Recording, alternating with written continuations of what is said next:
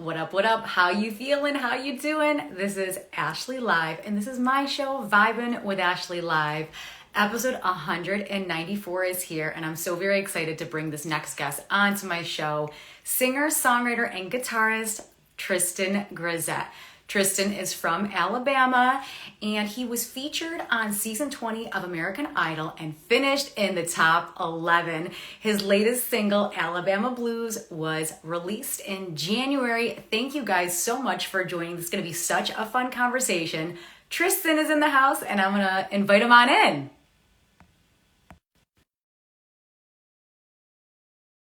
Hello. Welcome to my show, episode 194. Hello. Tristen, hello. How are you doing? I'm doing well. Tristen, how's everything going with you? Everything's going great. Everything's going great. It's been a crazy ride. Tristan, I just want to say thank you so much for coming on my show. When I saw you on American Idol, pouring your heart out, being so raw and honest in your artistry, I was like, first off, I absolutely love your energy. I think the energy that you give off into the world is so beautiful. And I just like, if I had the energy that you had in like my pinky finger, I feel like I'd be good. I think you do.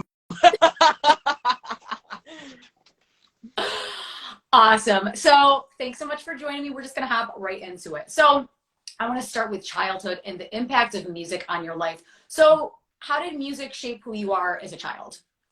Well, I grew up with, my mama, and, it's always been me and her, and she's always, music has always, played a really big role in my life. And, just as a kid growing up, it's been such a deriving factor in how I would deal with certain things. Music has just always been like a huge part of my life in general. Mm-hmm. So I want to talk about your relationship with your mother because it's so important. I am obsessed with my mom as well. And tell me a little bit about your mother, how close you are, what kind of music she brought into your life during these pivotal moments in your childhood. Well, she's always been so supportive, and I feel like, if everybody should just have a parent that's always supportive of whatever you're doing, no matter what. And she's always been that to me. She's always supported whatever, hobby or, crazy thing I got into. She was always right there saying, you can do it. You can do it. No matter how crazy or extravagant it was. When I was little, I wanted to be an astronaut, and then I wanted to be a veterinarian, and then I wanted to be a psychologist. And she was always all for whatever I wanted to do. She believed that, there were no limits. And she still does, so, the kind of music that she brought in my life was, a lot of older music that, a lot of people never really got exposed to, there was always, but it really wasn't always just old music. It was always just a variety, right? Like, so it would go from country to pop to, all this different stuff. There was never like a certain thing. She was like, all right, we're only going to listen to classic rock music, or we're only going to listen to country music. It was never like that. She just had such a, an open taste to everything that she listened to. And I think I got parts of that. Yeah, I love that. I think it's so important when a parent brings all this diverse music into your life, especially at a young age. So tell me, maybe an album or a song that you remember listening to growing up with her. Oh my goodness. It's hard to name one, but we love the Beatles. We listened to the Beatles a bunch together. God, it was really, a lot of the times it would be those, now that's what I call music CDs. Like, now that's what I call music. We had almost every single one of them, and we kept them in the car, and there's, this like CD player that was in the dash of the car, and I would just go through them like song after song after song after song, and it was like, we listened to those a bunch. Yeah. Now that's what I call music. It's like the collective top 40 of specific years. Yes, it's kind of crazy because it's like now those are almost becoming retro in a way. Like just saying it was like, oh my gosh, I haven't heard of those in so long. It was back when CDs were kind of, the ruler. Definitely. And now because everything has moved to Spotify and Mhm. streaming platforms, it's crazy because like very few people still have CDs. Yeah, it's crazy. So in 2022, you were on a show called American Idol. Oh my We gosh, I was. you were. So you sang Piano Man by Billy Joel for your audition. I want to talk about that day. What did that day look like from you from like beginning to like when we first saw you and were introduced to you singing Piano Man? All just complete nerves, man. Just complete nerves. It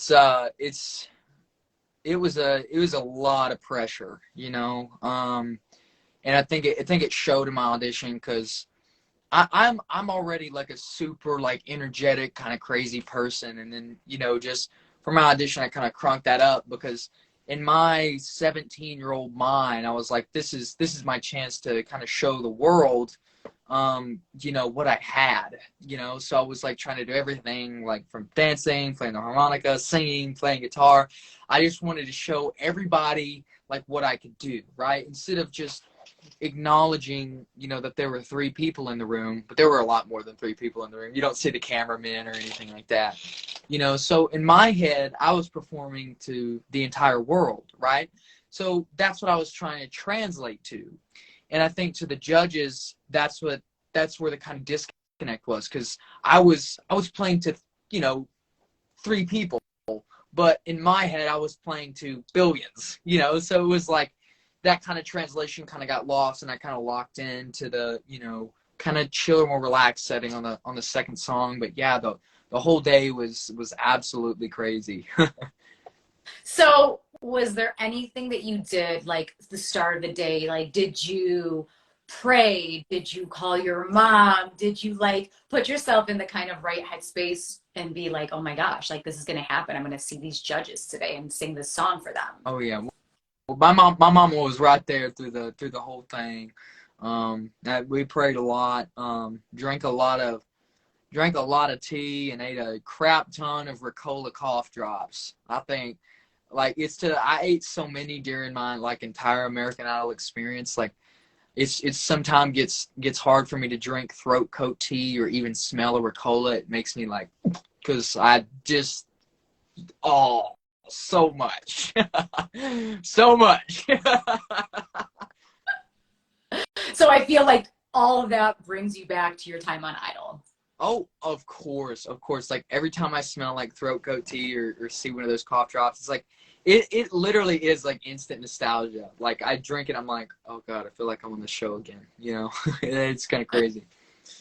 So during your audition, you were very starstruck by the one and only Lionel Richie. I feel like everyone would be because I'm also a Lionel Yeah. fan.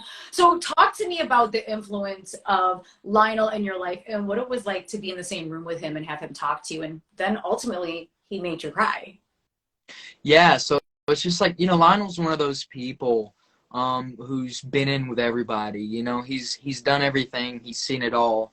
And he getting to meet him was like, getting to see a legend, so it did take me back. It just like completely, kind of made me starstruck because, he's been around Michael Jackson, he's been around Bob Dylan, and those are like my biggest idols ever, so one thing I just want to do is just to like freaking shake his hand just because of the hands that he shaked, so that was a huge thing that was important to me. Of course. And I'm so happy that you had the opportunity to do that. So do you think we can get a Lionel and Tristen collab? I think the closest thing that I've came to like musically collaborating with him is I actually recorded my latest single, Alabama Blues, in the same studio that he and the Commodores used to record in. And I got one of his old key players who used to play keys for the Commodores on my track, Alabama Blues. So that was crazy. Actually, in the studio, there were old receipts from where they actually paid him to come to the studio and record from back in the 70s, and an old mic that he had sang in was there. So that was pretty insane. Full circle moment there. Yeah. Yeah. I think that's so cool for you to have those moments like that. Oh, yeah. So what are other musicians that you would love to collaborate with? Man, there are so many people out there that I just like, I feel such a strong connection with musically. Here lately I've been collaborating a lot. We've actually already got some stuff in the works with Miss Delaney Renee. Mm-hmm. She was actually on the same season as me, but we never really talked on the show. But afterwards, we actually both moved out here like within the same time frame and met by chance down at Melrose Trading Post. We didn't even know that each other had moved out here. She's from Massachusetts, and I'm from Alabama. We're like from two different sides of the country. But yeah, we've actually been writing a lot together, and yeah, collaborating with her has been awesome. I know some other like musicians that I love to collaborate with. Paul McDonald, he's a really great musician. He's down from like the Huntsville, Alabama area. Just kind of other artists in that kind of scene. It's really awesome to get to connect with those kinds of people and share ideas and share. Creating music with somebody is something special, and I always love doing that. Yeah, and I think when you collaborate with people, it's like you have this idea and this person brings another idea and you're like, oh, I didn't think of it that way, but thank you for bringing that to my attention. Yeah, of course.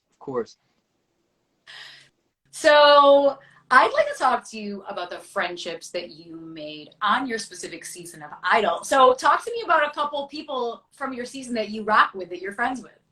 Well, I'm great friends with Delaney. I'm great friends with Nicolina. And I'm really great friends with mostly those two. I talk to. Oh, I'm great friends with Kevin Golich. I loved Kevin. Yeah. Friends with Cadence. But those main relationships. With Delaney and Nicolina and Kevin. Like I talk to them very very regularly, and I love those guys to death. And I made some other great friends on the show, and definitely friends that I want to keep for life, because those are people that, you're packed in with, and everybody's going through the same thing. It's like going to war in a way. It's like your war buddies, it's like you can't let go of those people. But yeah. And then there were people. Oh my God, Corey. Yeah. Dude, Corey was like the first guy that made me understand that like being public about liking the things that I like are cool. I remember like he had like a Captain America emblem on his guitar, and I was like, oh my God, somebody else that does music and like is a nerd like me, like that's so sick. Yeah, dude, I love Corey. I remember us being on the bus together and him showing me like his projects and me being like, dude, like I'm so screwed. Like I'm not gonna I guess I was just like, oh my gosh, man, like his songs that he had out are so awesome. You guys go check him out. He's awesome. But yeah, like made some awesome friends on the show. It's so hard to name them all because, made so many, but there are a lot of people on the show that, I don't talk to anymore, that kind of show their true colors afterwards that, people I'm not going to name or anything. Yeah. But, and that kind of thing is surprising. It kind of comes to you as a surprise, because, when the lights are on and everything's going great, everybody's going to be friendly, but when the dust settles, some people just aren't as legit as you thought they were, but so many people are the exact opposite, and you make friends for life. So that's the biggest takeaway from that. I love that you had such a good experience and that you were able to come out with some really solid friendships. But thank you so much for being open and saying, hey, some people behind the scenes, they're kind of fake. You just don't gel with. And that's okay too. Because you know what? Like, it's all good because I feel like you're in these positions to meet specific people, right? And Idol brings all these people from all over the country. And then it's just like, oh, hey, you and I connect. Like, we wouldn't have met because of this. Yeah, it's also hard too, because it's like college, because some of these people you meet, like, I love Nicolina. I did a couple of shows up in Canada, and I got to see her when I went up there. But I never really get to, well, we talk on the phone a bunch, but she lives so far away, and it's like college. You talk to some of these people, or high school. You talk to these people and you make these great friendships, and you barely get to see some of these people because everybody's so far away from each other. Definitely. So after the show, you moved to Los Angeles. You were in Alabama, right? Most of your life. Oh yeah. And then all my life. Yeah, right? So you go from Alabama to LA. So talk to me about why you wanted to move to LA and what you enjoy most about it. I think what I enjoy most is the challenge. Just the challenge of kind of cutting through the noise. It's a hard place. It's a hard place. Living in Alabama all my life, I've gotten so used to a certain kind of person, these kind of soft-spoken, not always soft-spoken, but these kind people. It's a different world. You move out here and it's like it's hardcore. It's a little bit more cutthroat, and there's like a standard. There's such a high standard, out here. And I wanted that. I wanted to move out here and to challenge myself and put myself up against that standard and see how I compare to people out here who are starting up a career, and the people that are trying to make it and who are like seriously serious about it, and putting myself up against those standards. I saw so much where I exceeded, but I also saw so much where I fell behind, So being out here up against these people made me realize what I needed to bring myself up to, what I needed to set a new standard for myself in my marketing, in my shows, and what I did and what I wore and how I interacted with people, and the kind of decisions that I made. Everything changed. The show doesn't tell you that, right? You come off the show and it's like, you just landed from your parachute, but you're in the middle of your jungle. They gave you the parachute, right? They let you skydive, but now you're in the middle of the jungle, and you got to find a way to build yourself something special, right? Because the show gives you all the tools that you need, but they don't necessarily tell you how to use them once you get off of it, because at that point it's all up to you as an artist and as a businessman. You're not just an artist. You're an artist. You're a business person. You're your own, you're your own biggest strength, right? So it's like after the dust settles, it's all about what you do with your career. And moving out here and getting off of a show like that has just been the biggest eye opener when it comes to the things that I wanted to do, and with the decisions that I needed to make for my career to really want to build the legacy that I want to leave, That's so powerful, because I think when you're on a show like that, right, and you have all this exposure and all this attention on you and people liking you and reaching out and media outlets and people, right, it's just like so overwhelming. And then you're like, wait, I can't go back to my old life. Like, I need to keep this momentum up. And I love that you leaned into it, and you're like, I want to be challenged. I want to be around like creative people, and I want to like put myself all in this. And like, I think that's so amazing that you've been in LA and you've been able to just like hone your artistry and do your songwriting and do all these really cool things. So talk to me about, I think you moved to LA in August, if I'm not mistaken. Talk to me about this time that you've spent in LA. How's it been? What's going on? I think the journey here was just about as crazy as life here, because everything, even from us getting the Penske van, right? Me and my mom, she helped me pack all my stuff up in a Penske van to move out here. And even just getting the rental van was a big ass challenge. Excuse my French. And, we got the van, and then we got everything, and we got out here. Then the apartment that I had fell through. The people that I had out here lined up to help me screwed me over. I reached out to a lot of people from the show, and a lot of dead ends. People didn't help. That's what I was talking about. And it was up to me, and it was up to me. And me and my mom were living in a van, for you know, a couple days, and then we were in a hotel room trying to find places on Craigslist, you know. And people don't want to talk about this stuff because people don't want to talk about the real struggles of being an artist and trying to make it. Because on the outside, people make things, you know, look as perfect as they possibly can, but on the inside, there's so much more depth and there's so much more struggle that goes into what you're doing, right? And so it's like what I am like promoting with this next album and with everything that I've been working on and with all of this, my time here in California, is the honesty behind being somebody in my shoes, right? And I find that so important. I find that so genuine, you know, because the artists that I love the most are the people that are genuine. And I want to be looked at as one of those people, you know?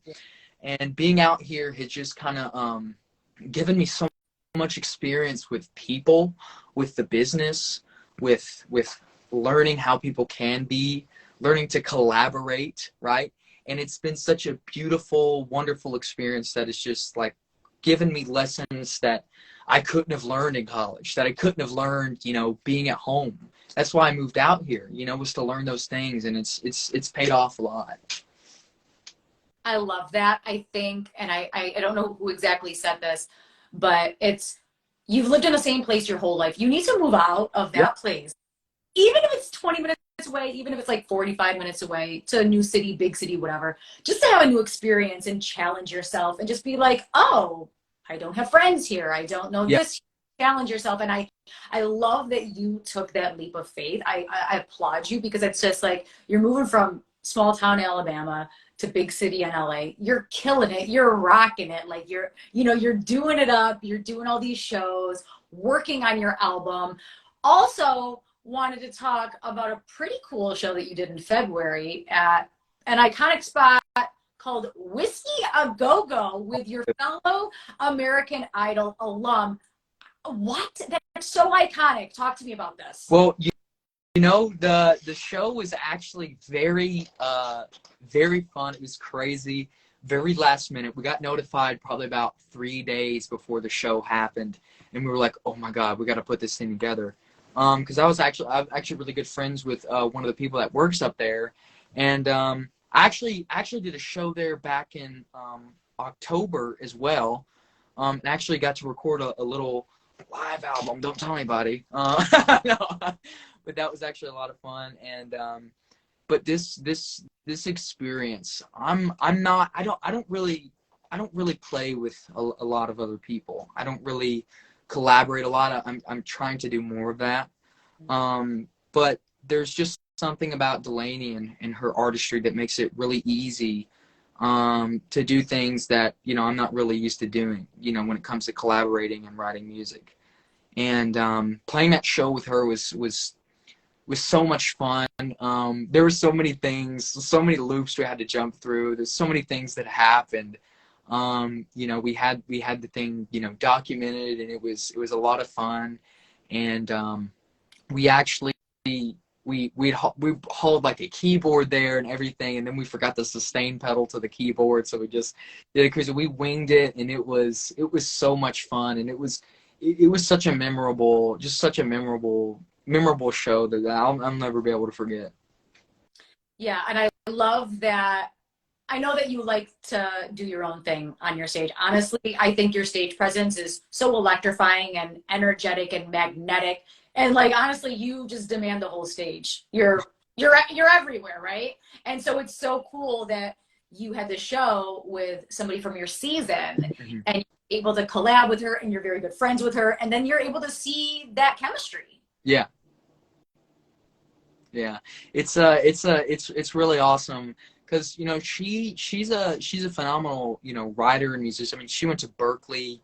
I mean, she's just an absolutely fascinating person. Just to get, and, you know, up there on stage, I kind of forget sometimes, and I'm just like hearing such a powerful voice happen, and it's just like, it's really awesome. It's really awesome because she's such a powerful element in herself. And, you know, we've done a couple of things here and there, you know, performing together, and just you know, we're a very good dynamic, and that's something that, you know, we definitely look forward to nourishing in the future.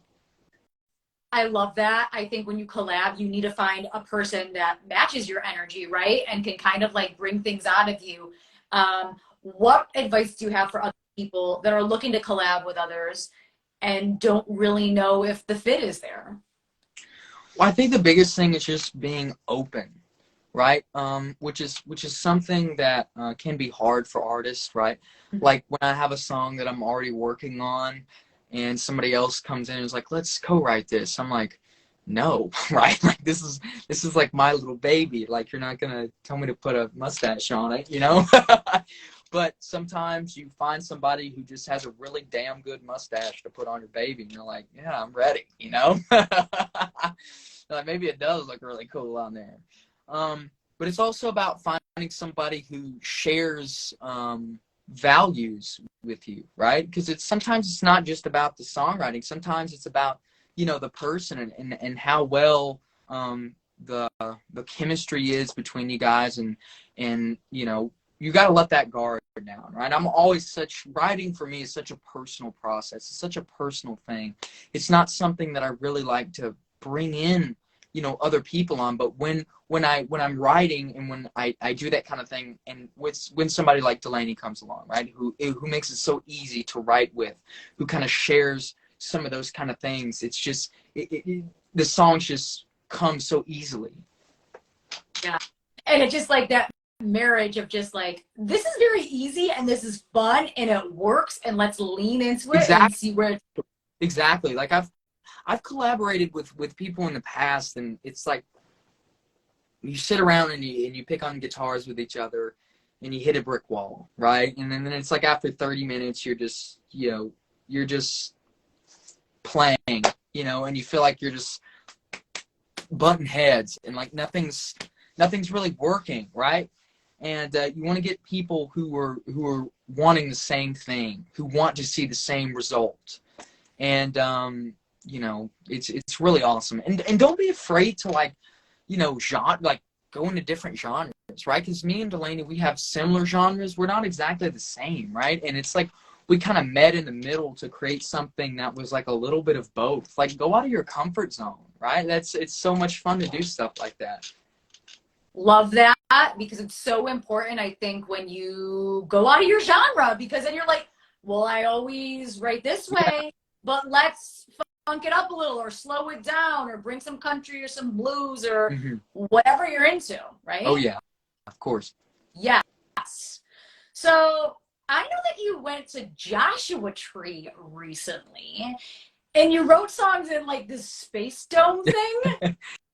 Yeah, man, that was an absolutely insane experience. I got some great friends out in Joshua Tree working at this amazing, beautiful Mustang sanctuary. They have all these beautiful horses, and they actually do Airbnbs with all these different like teepees and tents. And I called it a space dome, but I think it's supposed to be called a yurt, but I like calling it a space dome. And oh my God, just beautiful views, like. And I just brought all my production equipment out there, and a lot of the experiences from that, the experiences from making music on the road with my mom, and you know just having these ideas just constantly circulating, you know as somebody who's trying to learn how to do everything themselves, because I am a bit of a control freak when it comes to my music. And I think anybody who truly cares about what they're making should be, right? They should want exactly what they want, and being willing to collaborate and everything and move on certain things is great. But I think when people have ideas, they should be very, I can't find the word, just very strong about those ideas. And they should strive to be able to execute those ideas to the best of their ability, and that's what I try to do. And I do that by learning everything that I can about different instruments and about different sounds and about production, and just taking that and being able to have that with me. It's something that people can't take away from you, and it's very helpful when it comes to making your own stuff. Definitely. Speaking of making your own stuff, you've been working very hard on this new album. Yes. With Yes. This album is, oh my gosh, it's it's just it's honestly just a piece of me, right? I've made music in the past. Um, a lot of people have always had their hands in what I was doing, and up until Alabama Blues, it was kind of something that I didn't really enjoy. Like, and it was something that I kind of had a hard time collaborating with people. And then Alabama Blues was just, oh my gosh, it opened my eyes into collaboration.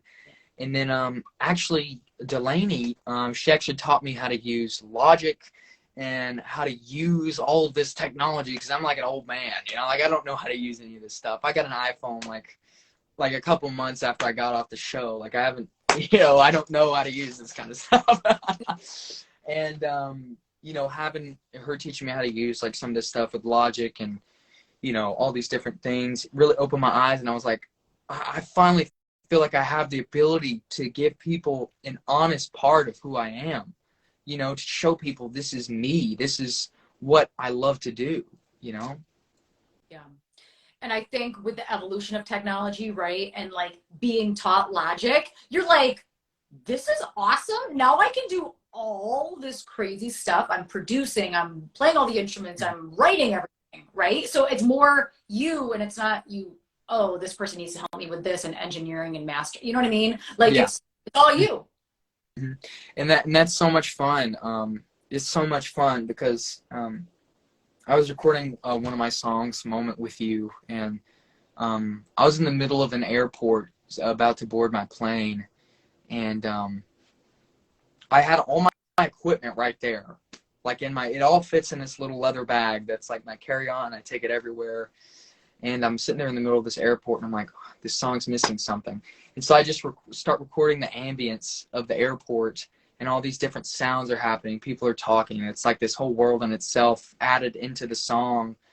And it just like breathed a different kind of life into it. And I'm sitting there and I'm excited, and people are looking at me like I'm crazy. Like, what is this guy doing? Like holding a microphone in the air right now, like sitting here giggling, you know? And it's like, for me, it was like just this big moment for me, right? Because it's like nobody understands what's happening right now, but I do. And I feel like I'm doing something like legendary for this song, and it feels right, and it feels fun, and it feels pure.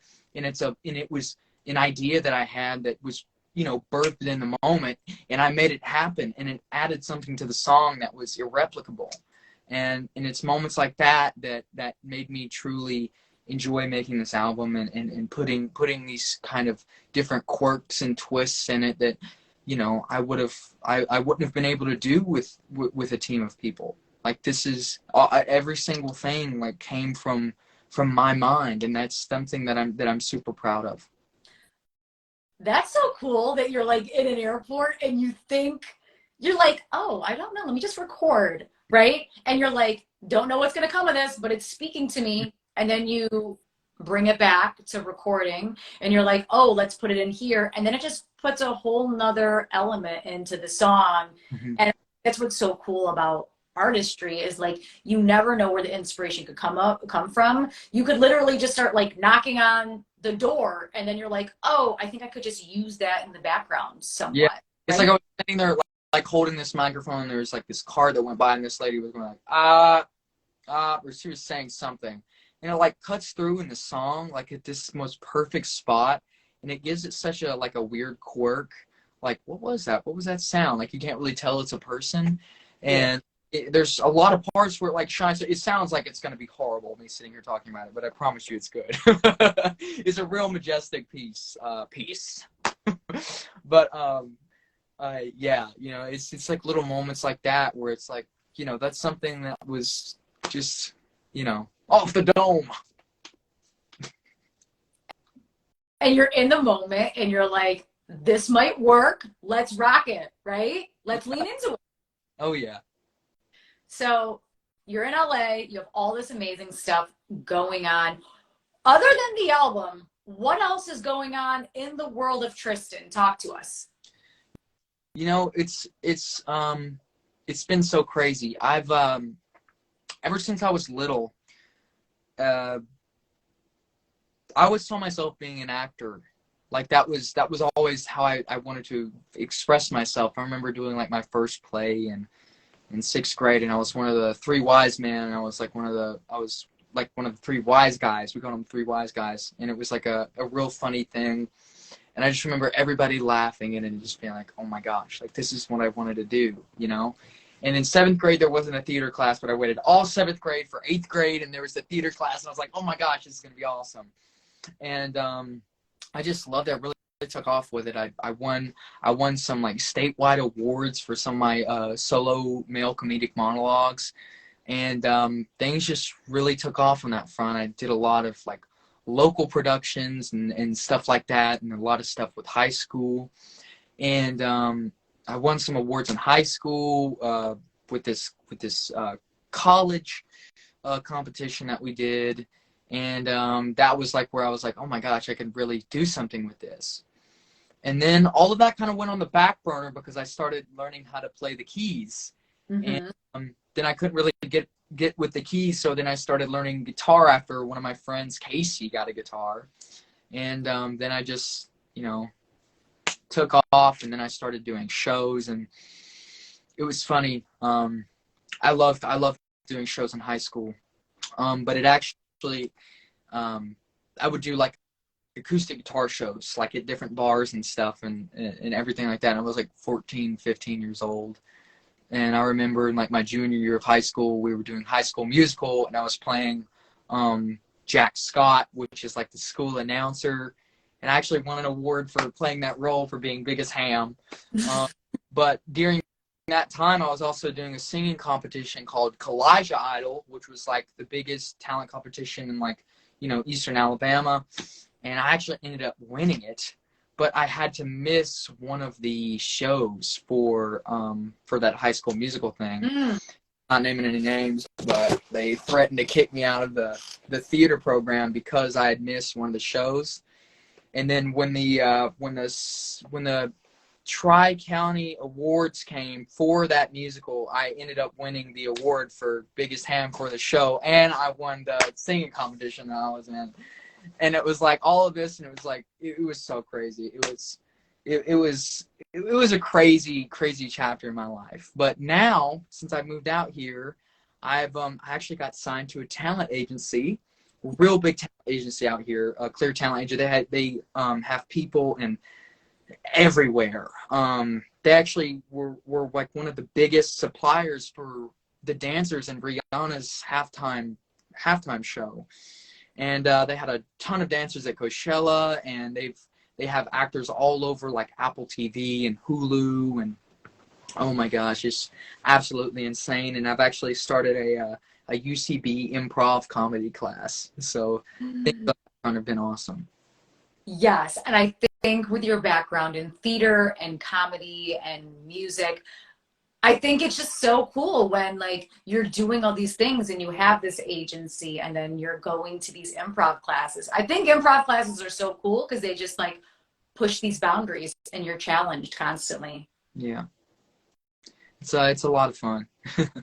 Love it. So what does success mean to you? Wow, that's such a great question. You know, I honestly feel like I'll be able to say I've made it when I buy my mom a pink Cadillac. That's always been the goal. And I know it's just buying a car for somebody, but it's really like a symbolic kind of thing. Because I want to be able to make enough money in this career to be able to do something like that and be able to support the people that I love, because that's so important to me. And success for me is just I want to, at least get on the charts, even if I'm like number 200 and something. Just getting on the charts would be a dream come true. And being able to tour around, the country and the world playing my music and having people sing along and love me for the artist that I am, and people being able to relate to the kind of things that I'm saying, and for people to feel connected and to identify with some of the lyrics that I sing, because I wrote them in places where life wasn't easy, and I've wrote them in places where life was amazing. Mm-hmm. So I want people to be able to identify with what I'm saying, whether they want to or not, Yeah, I totally agree with that. And I love what you said about like playing to stadiums or big crowds, having people sing your music and identify with it and say like, hey, this song helped me through this time. I know exactly what you were talking about. Like, and that's the power of music, is because I think it's such a healing power. And whether it's a happy song or a slow song or a sad song or whatever, it's just like you never know the impact that the music can have on other people. Yeah, that's something that's great about music too, because one person can listen to a song and think it's about this, and then the other person can listen to the song and think it's about something absolutely completely different, and it both had the same effect on them, right? Mm-hmm. Like both make them happier or both make them reminisce, right, about something that they lost or something that they have. And it'll both make them appreciate things, that they have or that they used to have. And that's such a huge thing in music, where I'll listen to a song and I'll be like, oh, this is what I feel when I hear it, and this is what I think it's about. And I could be completely wrong, but Yeah. it's what I feel. And at the end of the day, it's not about what I wrote it about. It's not about what I'm singing about. It's about what people feel when they listen to it. And if people are feeling, these connections, if people feel positive, then, you know, that's really what I want. Love that. So powerful. So there's a lot of amazing people in this room that love and support you. Tristen, for those people that love you and say, what can we do to support Tristen as a musician? What do you say to them? Send me $500 right now. Send it. Drop your Venmo, Oh, Tristen. God. So go ahead and tag my Venmo in here. No, I'm messing with you. No, I mean, honestly, they're doing the right thing by being in this room. This is a part of it, and I think with artists, a lot of people kind of connect with the surface level of an artist, and sometimes that's enough. But when people can kind of look deeper and see what they've been through, right? Like Billy Joel, for instance. I really connect with Billy Joel. I connected with him even more after I found out he moved to LA and he wrote the album Piano Man about being a struggling artist in LA, and about some of the trials and tribulations that he had went through, right? Everybody loves Piano Man. Everybody sits and is like, oh, sing us a song of Piano Man. Everybody loves to sing that song. But when people look deeper and see it, it's a different appreciation, and it's a different understanding. And I just challenge people for any artist that they love, not just me, not if you guys just like me, but if you guys like any artist, to kind of like look further, past the kind of things that they're most known for, right? Like Randy Newman, for instance. Do you know who Randy Newman is? I do. He's the guy who wrote You Got a Friend in Me. And everybody knows him for You Got a Friend in Me. Ba-ba-ba-ba. Well, one day I was listening to that song and I paused it and I was like, he might not like this song because it's his most popular song. Everybody listens to this song. And before he ever wrote anything for Disney, he was a very, very successful songwriter in the 70s. And I took time and I was like, and I just delved a little bit deeper and I started listening to all of the stuff that he made in the 70s, and I was just like, wow, this guy was an absolute genius. He wrote all these concepts albums. It's like, no wonder Disney wanted him, no wonder he went on to do those things for Disney. And if people truly want to support an artist, I feel like it's getting on board with them, and for putting faith in the ideas that they have, and for supporting what they're trying to do, and being there after the dust settles. Because after American Idol was said and done, I had a lot of people there saying, Tristen, what's next? We're ready. We're here for it, right? But there are a lot of people who are like, well, the show's over. I'll see you later. I wrote a song about that. I wrote a song about that experience. And I feel like the biggest, compliment is the people that stick around afterwards, and the people that are there for the real you, and people that are there for your art and what you're doing, but who also appreciate what you've done. Right. And the Yeah. journey. of course, because it's all about the journey. Mm-hmm. Definitely. So tell the beautiful people right now, if they don't already follow you, Tristen, where can they find you on all your social platforms? Plug them. Oh my gosh, you can find me everywhere. I'm on Apple Music, just under my name, Tristen Gressett. It should be spelled right up here in the live thing, but you guys just go ahead and follow me, and send me a message. Tell me what your favorite Tristen Gressett song is, I guess, if you have one, and if you don't, go find one. But yeah, and I'm gonna be doing down here in LA. I do a show every Wednesday at the Tuning Fork, and that's a lot of fun. And follow me in real life. Just keep your distance, or I'll think you're weird. I'm just kidding. But yeah, like at all my socials, I'm on Facebook, YouTube, everything. You guys can find me there and all my music. How long is your residency for at the Tuning Fork? It's really we go by the week. So I should be there. I won't be there in June because I'm going back to Alabama for my birthday, but yeah. So that's a whole other secret in itself we might have to talk about. Well, happy early birthday. Oh, thank and Tristen, that's all the questions I have for you this evening, but guys, don't go anywhere because Tristen, you got 2 songs for us. Of course. So I'm gonna play a couple new songs from actually the album that I've written. And this first song is a song called New People. And I wrote this just about, some of the relationships we have. They change. We lose them. We lose friends. We reminisce on those friendships and those relationships. But there's always we should always move forward and always look forward and know like what's important. Love it. First, let's enjoy this 80s music we got playing here. So no, yeah, and this song is just a real kind of like testament to not this song, but but it's really just like a kind of a testament to like some of the challenges I had to go through when it come to ending some of those relationships and building new ones. So yeah, this song is just it's from the heart, and every single word, every single lyric is just truth. So this is called New People.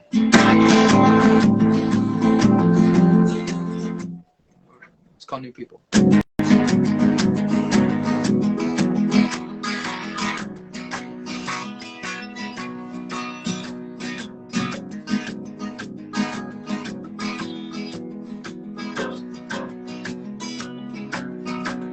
Hey, baby, can I still call you that? It's been a few months now, but I'm still coming back. You can pretend like I don't exist. Oh, but you'll see me on my hill and you'll reminisce. Do you remember we were new people? Ain't it funny how time flies? The clock won't slow for me now. Do you remember we were new people? Ain't it funny how time flies? The clock won't slow for me now. Then I take us home in the afternoon after school,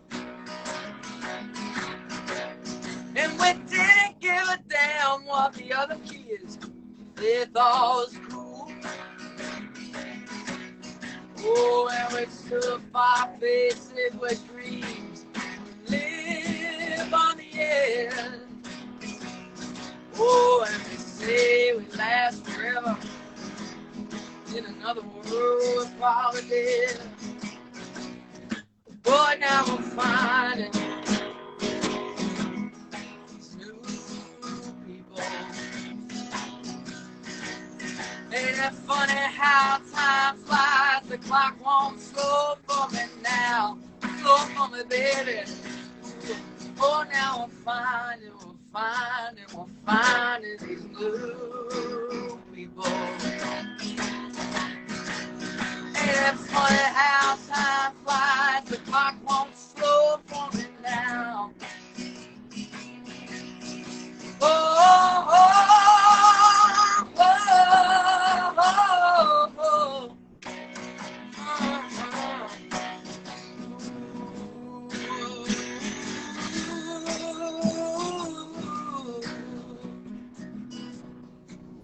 Oh, these open wounds, they bruise, they scab up and they heal. But the ones that still hurt are the ones that you know are real. Oh, but we grow and we change and we find ourselves on the way. And we learn to let go and let things be as they may. Look how it's changing. We new people. Ain't it funny how time flies? The clock won't slow for me now. Slow for me, baby. Ooh, oh, how we're changing, we're changing, we're changing. We're new people. Yes, we are. Ain't it funny how time flies? The clock won't slow for me now. Do you remember back when we were new people? Oh, ain't it funny how time flies? The clock won't slow for me now.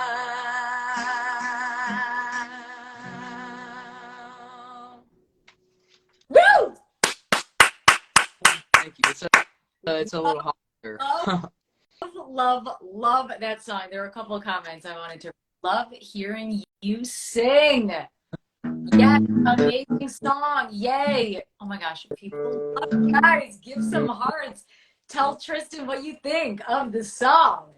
Oh, thank you so much. Yeah, that one came from a really real place. I apologize. My vocals aren't the best right now. I played for like 3 hours yesterday. We had a crazy show last night at the Twin Fork. Oh my God, it was really beautiful. But yeah. So this next one is a song called "Hello California," and it's actually I actually started writing this song about 10 minutes before me and my mom hopped in the van for her to help me move out here. We drove the van all the way from Alabama to Los Angeles. And this song's just really important to me, and just about the trials and tribulations of artistry and being an artist. So here it is.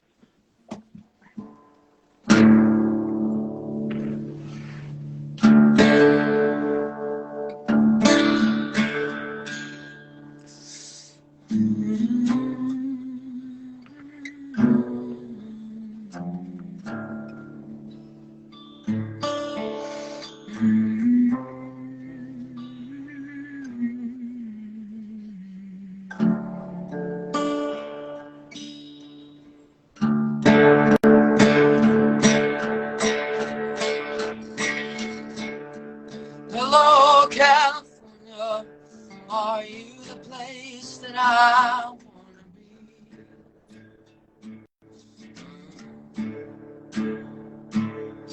Hello, California, where the sands of the coast meet the sea.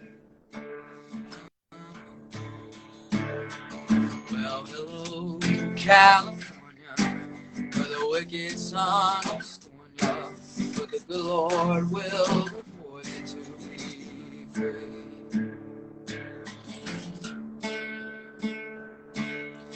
Hello, California. Well, I came to you when I heard you call. Hello, California. How can I see when everyone's so tall? Well, hello, California. I really do adore you.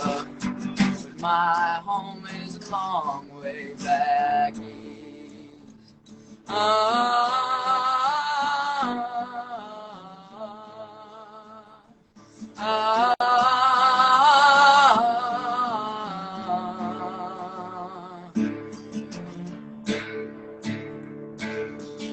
Hello, California. Well, my ripples and your water don't last long.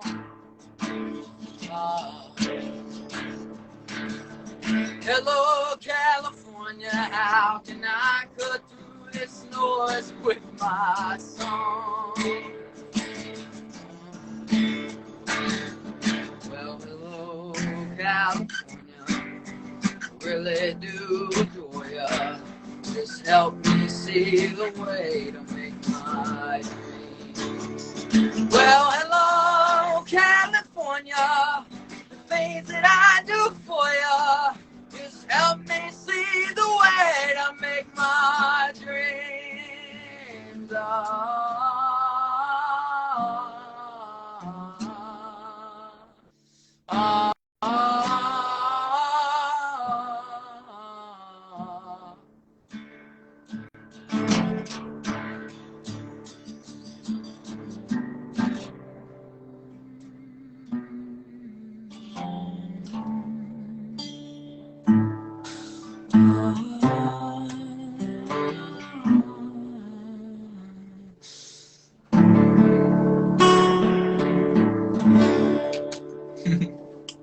Hello, California. Guys, give it up. Give it up, Tristen. That was amazing. We had so many people comment. I'm just going to go through some of these comments. MC Charlie Music, Tristen, you killed it, man. Oh, that's my buddy from back home, Frederick. How you doing, man? C. Poppy Cotton, rock on, rock star. Thank you so much. Shannon, rock star friend, you're the best. Thank you so much. Here says, huge fan of yours from Las Vegas. Oh. So says, so good. Shannon says, lucky me to have a friend like you. Oh my gosh, that's so sweet. Kim, that was awesome, Tristen. Love from Canada.